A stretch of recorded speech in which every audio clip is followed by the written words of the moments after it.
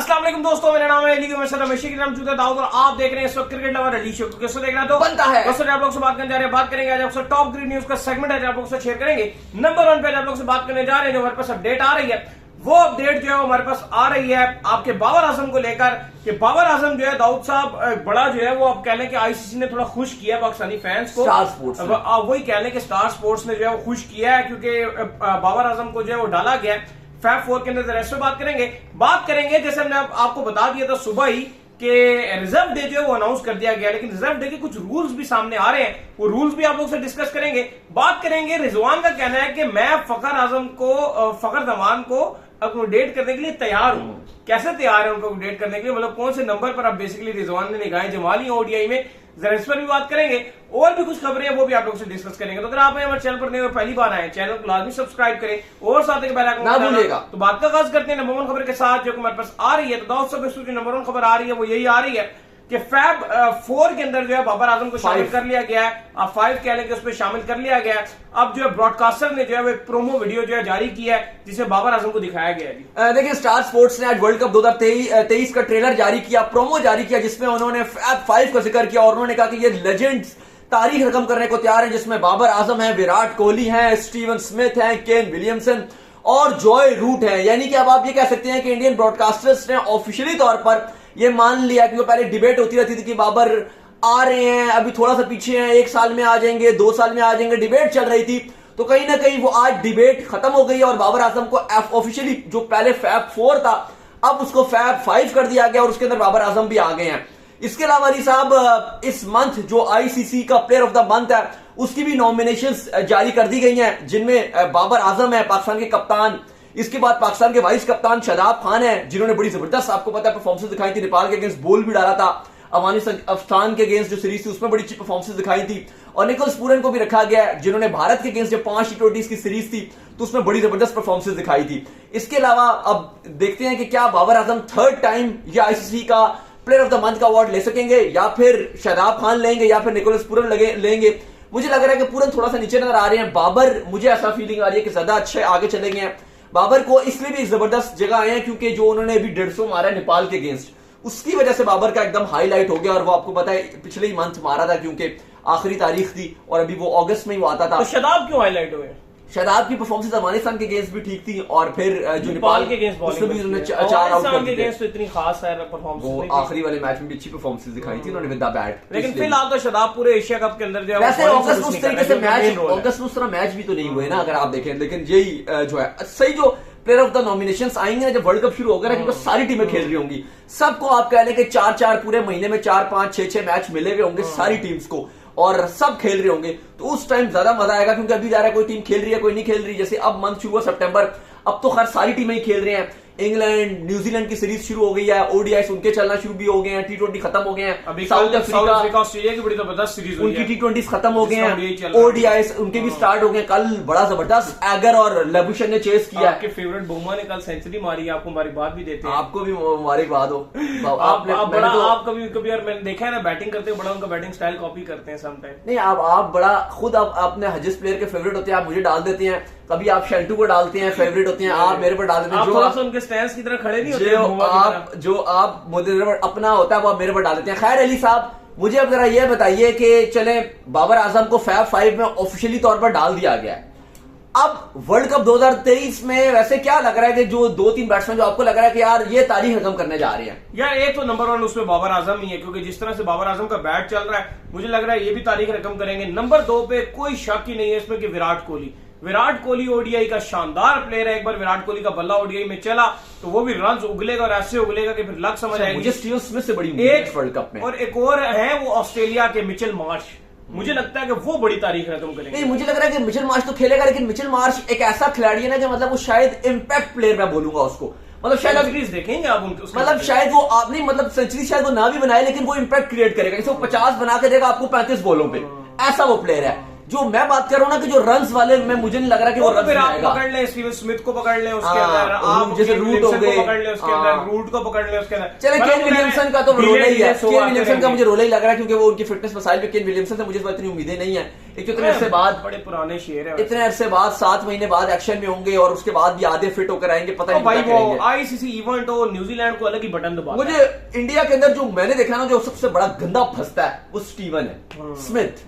वो इंडिया को टेस्ट में भी नहीं छोड़ता, इंडियन कंडीशन में, टर्नर में।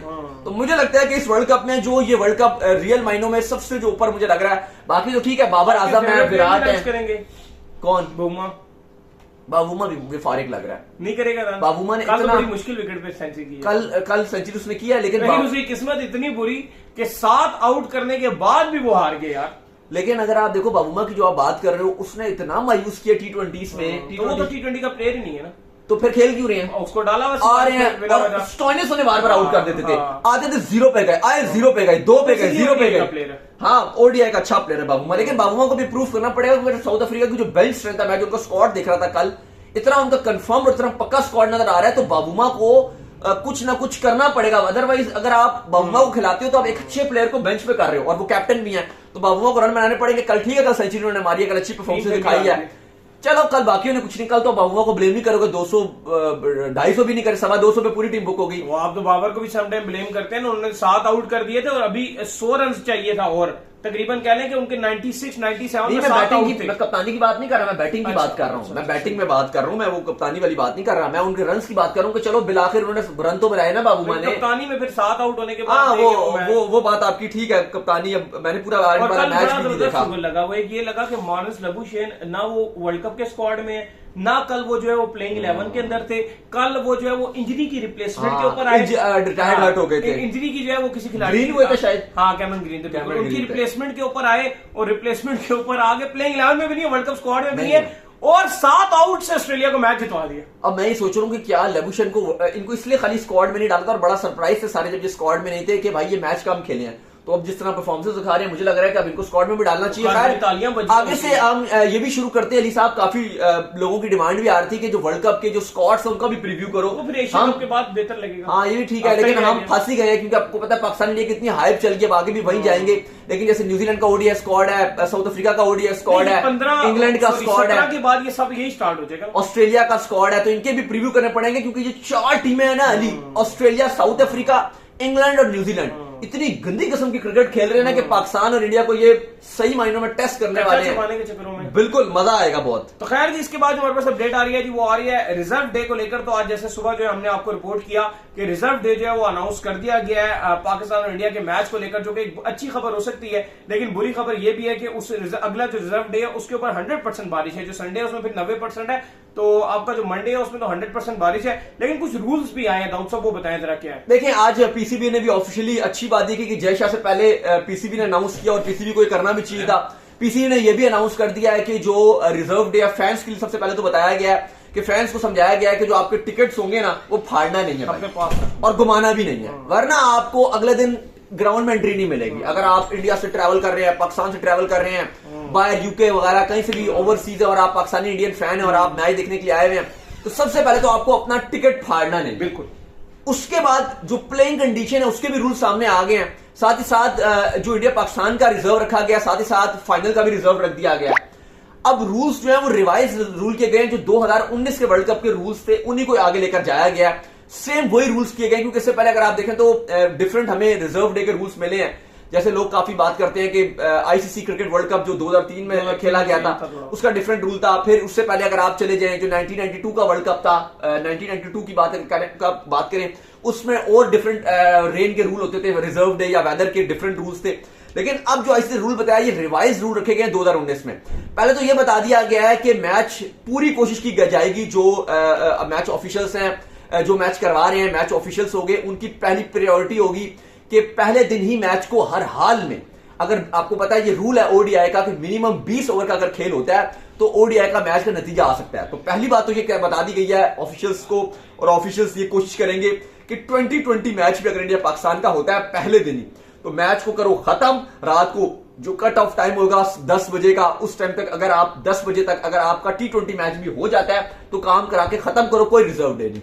लेकिन अगर ये चीज भी पॉसिबल नहीं हो रही है, जैसे पहले सिनेरियो था कि भारत ने 266 बनाया, अब पाकिस्तान टीम बैटिंग करने के लिए आ गई, अभी नहीं आई 266 था, बारिश हो गई, चलो फिर तो अगले दिन पाकिस्तान 0 से स्टार्ट करेगा।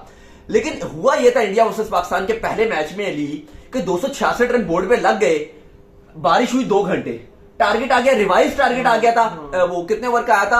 आपका पहले 35 ओवर का 34 का शायद आया था, 34 में था आपका 200 समथिंग टारगेट। हाँ 29 कुछ ऐसा था, चलो वट एवर, अभी जो भी था 34 ओवर में 229 का टारगेट आ गया।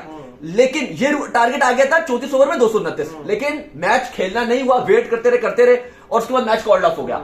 अगर यही सिनेरियो हुआ कि टारगेट आ गया 34 ओवरों में 229, लेकिन खिलाड़ी मैदान में आए नहीं भाई, बॉल नहीं पड़ी, खिलाड़ी आए नहीं, बैठे रहे, मैच छोटा हो गया, लेकिन खेलना शुरू नहीं हुआ और बारिश हुई कि दिन खत्म हो गया।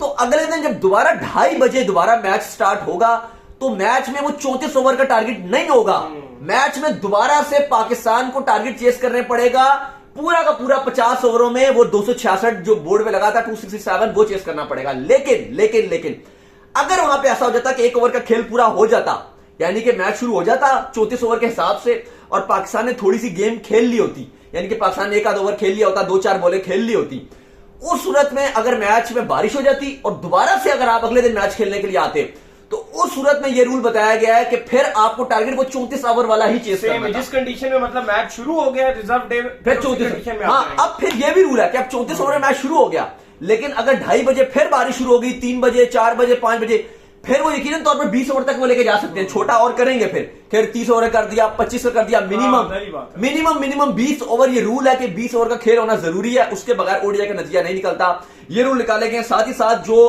फाइनल है उसका भी रूल बता दिया गया, और फाइनल का रूल यही है कि अगर फाइनल में बारिश हुई तो उसका भी एक दिन रिजर्व डे रखा गया, लेकिन अगर रिजर्व डे में भी बारिश हो गई तो फाइनल की ट्रॉफी दोनों टीम्स को मुश्तरका तौर पे थमा दी जाएगी। अली साहब, होपफुल अभी तक यही है कि जो फाइनल का मौसम बेहतर है, सनी डे है, उसमें कोई इतना रोड़ा नहीं है। उसमें टोटल मैं देख रहा था 50% बारिश है, और फिर अगला डे भी है ना आपके पास, उसमें भी। हाँ, अगले दिन में भी 50% बारिश आ रही है, तो दोनों में 50-50 मिला के पूरा 2 दिन में तो मैच हो ही जाना है। एटलीस्ट 20 ओवर वाला मैच तो होना है, ना करके भी डीएल मेथड में नतीजा आ ही जाना है, बारिश के साथ डीएल मेथड में तो आ ही जाएगा। ये रूल बता दिया गया। और अब अली साहब, लोग ये पूछ रहे हैं काफी ज्यादा कि यार ये जो श्रीलंका और बांग्लादेश का मैच है जो कल खेला जाना है, उस पर अगले शो में भी बात करेंगे थोड़ी सी। आज वैसे बाय द वे कोलंबो का वेदर आज अभी सूरज निकला रहा था, शाइन था, ऐसे ही मौसम चल रहा है कि एक दिन बारिश हो रही है, अगले दिन नहीं हो रही, और आज भी वेदर फोरकास्ट में रेन था, तो ऐसा लग रहा है बजाहिर कि अगर आज बारिश थी, आज बारिश नहीं थी, तो कल बारिश होगी। अब नहीं, कल आपका भी सही तरीके से पता चल जाएगा, क्योंकि कल जितनी रेन है वही अगले दिन भी उतनी ही रेन है, तो कल थोड़ा अंदाजा हमें हो जाएगा। मुझे ऐसा लग रहा है एक दिन बारिश हो रही है, एक दिन नहीं हो रही, लगातार ऐसी हो रहा है, तो ऐसा लग रहा है कि कल हो जाएगी बारिश और परसों नहीं होगी। यानी कि आप कह रहे हैं कि बंगाली जो है वो सारी नागने अपनी बिठा दे, उनको मुकाबला नहीं देखने को मिलेगा। नहीं, अगर कल बांग्लादेश अगर बारिश नहीं होती, लंकन भी जो है ना वो अपनी जो है अगर कल मैच नहीं होता तो बांग्लादेश ऑफिशियली बाहर हो जाएगा एशिया कप से। अगर कल श्रीलंका तो फिर भी चांस उनका रहेगा, लेकिन अगर कल बारिश हो जाती है और मैच ड्रॉ हो जाता है, 1-1 पॉइंट मिलता है, तो उस सूरत में बांग्लादेश ऑफिशियली एशिया कप 2023 से बांग्लादेश का जो रन रेट है वो माइनस में, वो हारे हुए हैं और ऑफिशियली बाहर हो जाएंगे, क्योंकि अगले मैचों के जो भी नतीजा आते हैं, अगले मैचों में बारिशें भी होती हैं, तो वो बांग्लादेश को तो नुकसान देगी, क्योंकि बांग्लादेश फिर ना करके भी 2 ही पॉइंट हासिल करेगा, तो ये तो बड़ा रोला हो जाएगा बांग्लादेश के लिए और बांग्लादेश हार जाएगा। खैर अली, श्रीलंका अगर जो है वो लगातार अपने मैचेस हार जाए, बड़ा ही मुश्किल काम रहेगा, आपके पाकिस्तान भी फिर इंडिया भी ऑलमोस्ट आप समझे कि जो सिनेरियो नजर आ रहा है वो उसमें बांग्लादेश के लिए कल मैच होना बड़ा जरूरी है, और कल जीतना भी जरूरी है बांग्लादेश के लिए। बांग्लादेश क्योंकि पाकिस्तान से हार कर आया है, तो ये तो उनके लिए मस्ट विन है। लेकिन अब लोग ये पूछ रहे थे कि बांग्लादेश और श्रीलंका को रिजर्व डे नहीं दिया गया, किसी को भी नहीं दिया गया सुपर। अब देखो, पहली बात तो यह है कि पीसीबी ने एहतजाज रिकॉर्ड कराया था। पीसीबी ने हम आपको लगातार बता रहे थे कि 2-3 दिन से पीसीबी लगातार लेटर लिख रहा था कि हमें कंपनसेट करो, हमें पैसे दो, आपने जो हमारा एशिया कप का रगड़ा लगा दिया है, हमें टूटा में मैच शिफ्ट नहीं किए, हम आपको बोल रहे थे हमें पैसे दो। और सोशल मीडिया में ट्रेंड्स चल रहे थे बीसीसीआई के खिलाफ, जयशाह को दर्जनों के साथ गालियां पड़ी। अच्छा, जयशाह को क्रिटिसाइज बहुत करते हैं, लेकिन एक बात आप उनको थोड़ा सा शायद क्रेडिट दो, या आप कुछ और इसको आप अल्फाज अच्छा इस्तेमाल कर लो आप, कि जब भी उनको गालियां पड़ी हैं वो उन्होंने वापस ये क्यों कर दिया, ये क्या सीन है? ये आप वही नहीं कह सकते। याद होगा आपको, पहले भी जब एशिया कप उन्होंने मुकर गए थे कि जी मैं वो हाइब्रिड मॉडल नहीं सेट करूंगा, उन्हें गालियां पड़ी, वो हाइब्रिड मॉडल सेट नहीं। वैसे ये उनको नहीं, आप इस चीज का क्रेडिट दे सकते, ना ही आप क्रेडिट पीसीबी को दें कि पीसीबी ने की वजह से रिजर्व डे जो अनाउंस, स्टार स्पोर्ट्स ये हुआ है ब्रॉडकास्टर की वजह से रिजर्व डे अनाउंस हुआ, क्योंकि पिछली बार ब्रॉडकास्टर बहुत ज्यादा नाखुशी का उसने इजहार किया है। लॉस होता है, हमने आपको बताया कि अगर मैच ना हो तो कितना लॉस होता है, पैसे रिटर्न करने पड़ते हैं आपको एडवर्टाइजर के, काफी एड्स नहीं चल पाते, तो ये उसका डंडा चला है। तो कह रहा है आज सुबह दोपहर से जब से ये खबर आई है पीसीबी को, तो लगातार हर बंदे आके बोल रहे हैं ये हमने करवाया तो हमने करवाया, वो तो सब आके बोल रहे हैं। पीसीबी तो आपने तो अमन टूटा भी शिफ्ट करा, हर टीवी चैनल से पीसीबी वाले आके बात कर रहे हैं जी तो हमने बोला, ये तो हमने करवाया, ये हम जीत गए, हमारी जीता, हमारी जीता। मैं भी यही बात सोच रहा था कि स्टार स्पोर्ट्स की जीत है, ऑब्वियसली स्टार स्पोर्ट्स ने जोर लगाया है, खिलाने हैं, उसने पिछला लॉस भी कवर किया, ऑब्वियसली वो स्टार स्पोर्ट्स है, लेकिन पीसीबी ने बोला कि इसमें हमारा भी एक मेजर रोल हमारा रहा है, हमने जो रोला डाला है इस पे। लेकिन खैर जो भी है, at the end being a cricket fan हमारे लिए तो यही जीत है कि भाई एट द एंड मैच हो रहा है। ये सच्ची बात है कि थोड़ा सा आप ये देख लो, कल क्योंकि काफी इंडियंस भाई जो है ना हमारे नाराज हो रहे थे, तो कल रात को डॉक्यूमेंटेड प्रूफ्स भी आ गए थे, जिसके अंदर जो है वो सारे स्क्रीनशॉट्स जो है मौजूद थे, ईमेल्स के, सब चीजों के आ गए थे हर चीज के।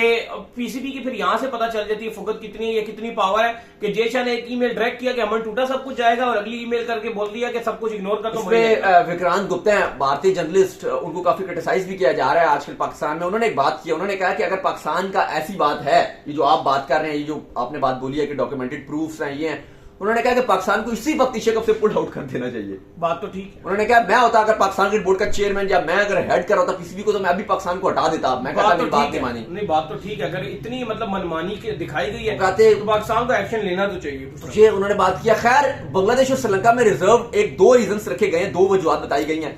एक तो ये कि पाकिस्तान इंडिया का जैसे मैच बहुत हाइप वाला मैच होता है, ब्रॉडकास्टर्स स्टार स्पोर्ट्स का बहुत प्रेशर था इस मैच को लेकर, एक तो ये वजह बताई गई है। और दूसरी जो उन्होंने पूरे पारे वाली वजह बताई है वो ये बताई है कि भाई श्रीलंका और बांग्लादेश के अगले दिन इंडिया पाकिस्तान का मैच था, वो रिजर्व डे पॉसिबल नहीं था, ये भी उन्होंने बताई है बात। तो उन्होंने कहा कि इस मैच में पॉसिबल भी था क्योंकि अगले दिन छुट्टी थी, कोई मैच नहीं था, इसलिए भी हमने रखवाया कि ये उन्होंने एक वजह बताई है। और उसके बाद अगले दिन इंडिया का मैच है, फिर एक दिन के बाद इंडिया श्रीलंका का। लेकिन अली साहब अब अगर हो जाता है ये, अगर रिजर्व डे, और यकीनन तौर पर 90%, अगर आज आप मुझसे पूछो तो शायद मैं आपको 100% भी बोल दूंगा।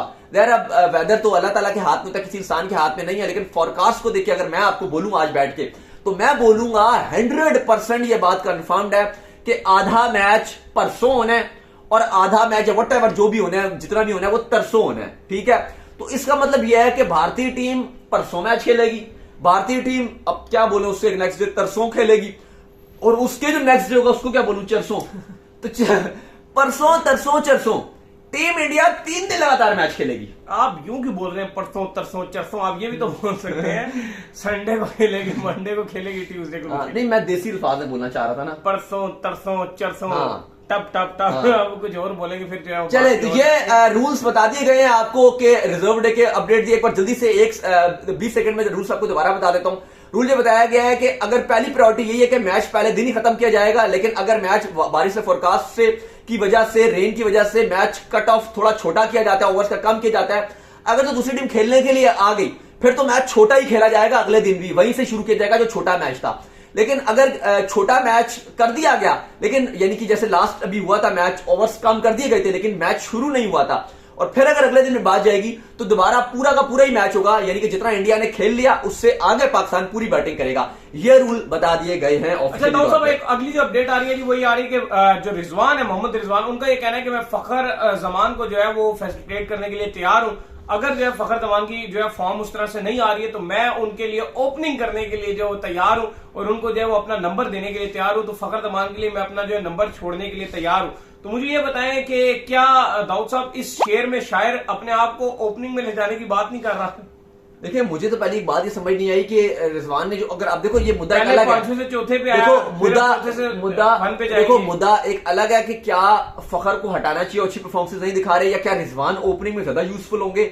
मेरे ख्याल से हो सकते हैं यूजफुल रिजवान, वो बुराई नहीं है, ओडीआई के हैं, मतलब वो अलग बात है। लेकिन उस पर आएंगे, अभी रुक जाए आप, उस पर आएंगे, वो बात की बात है। लेकिन जो रिजवान ने ये बात की है ना कि मैं फखर की खातिर कुर्बानी देने को तैयार हूं, फखर को कंपनसेट करने को तैयार हूं, मतलब ये फखर के लिए कुर्बानी है या फखर की गर्दन उड़ाने के लिए? मतलब आज कह रहे हैं कि उसकी जगह मैं खेल लूंगा, मैं कुर्बानी देने को तैयार हूं, फखर कहां जाए, मतलब कैरियर ही खत्म हो जाएगा, कैरियर खत्म हो जाएगा ऑब्वियसली। जिस तरह आपने स्लो डाउन करके T20 में भी फखर का कैरियर खत्म कर दिया। आप ये ना कहो ना कि आप फखर की लिए कुर्बानी देने को तैयार हो, फिर आप ये कहो कि फखर की जगह खाने को तैयार हो, फखर जा रहा है, मतलब इसको दूसरे तरीके से आप कह सकते हो। मतलब ये मैं नहीं कह रहा कि फखर बहुत अच्छा कर रहे हैं या रिजवान ओपनिंग में आके बुरे हो जाएंगे, शायद वो बहुत अच्छे हो जाएंगे, ओडीआई में ओपनिंग कर भी दे, ओडीआई में अच्छे हो जाएंगे, नीचे आप साउथ शकील को एडजस्ट कर दो। मतलब अगर रिजवान और इमाम ओपनिंग कर रहे हैं, नीचे आप जो है वो आपके साउथ शकील को आप नीचे एडजस्ट कर लो, मिडिल ऑर्डर आपका ज्यादा स्ट्रांग हो जाएगा, 4 पे सऊद आ जाएगा, 5 पे आगा सलमान आ जाएगा। मतलब ये कॉम्बिनेशन गलत नहीं है, मैं ये बात नहीं कर रहा, कॉम्बिनेशन शायद ज्यादा बेहतर हो जाएगा। लेकिन ये क्या है ना, मैं इस बात से खाली मेरा मतलब इख्तलाफ है, आप ये फिर समझिएगा, ये खाली बात मतलब ये आप कह रहे हैं कि मैं फखर के लिए कुर्बानी देने को तैयार हूं, मतलब फखर खुद कह रहा होगा भाई तू मेरे लिए कुर्बानी ना दे, तो मेरी जगह खा जाएगा, मेरा क्या होगा फिर, मेरी तो 11 से जगह ही निकल जाएगी।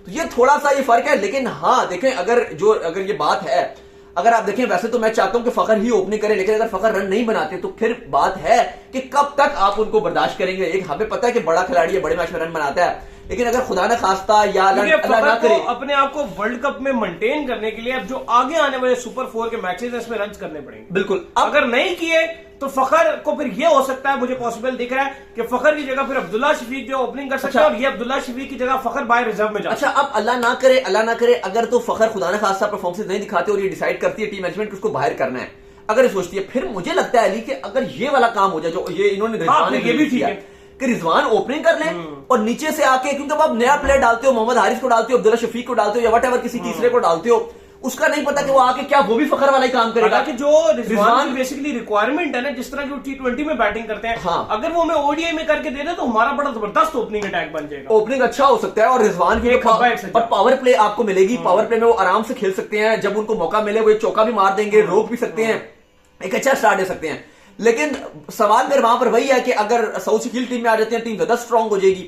लेकिन जो रिजवान ने जिस तरीके से बात की है कि भाई मैं फखर के लिए कुर्बानी देने को तैयार हूं, तो ये फखर के लिए कुर्बानी नहीं होगी, फखर को टीम से निकालना होगा। और तो उम्मीद करते हैं जी आज का हमारा शो आपको आएगा पसंद आया, तो वीडियो को लाइक कीजिए, हमारे चैनल को सब्सक्राइब कीजिए, साथ में बेल आइकन को बजाइए, और एक और काम कर लीजिए, और वो ये कर लीजिए कि आप जो है वो इंस्टाग्राम पर जाइए, इनको फॉलो कीजिए, इंस्टाग्राम में मुझे फॉलो कर लीजिए, वहां पे मैं मौजूद हूं, दाऊद क्रिकेट के। अगर आपको सवाल हो तो भेजिएगा, इनको भी फॉलो कीजिए। मैं लवली ऑफिशियल के नाम से लिंक डिस्क्रिप्शन में जाइए, फॉलो कीजिए। अल्लाह हाफिज, आप ख्याल रखिए।